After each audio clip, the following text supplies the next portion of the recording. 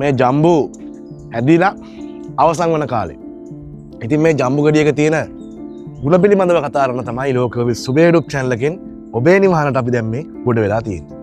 පළමුවෙනි දේ තමයි ජම්බු වල 90%කට වඩා තියෙන්නේ වතුර. ඒ නිසා මේ රස්නේ කාලෙට අපේ ඇඟ විජලනය වෙන්න නොදී සිසිල්ල තියාගන්න මේක සුපිරි පළතුරක්.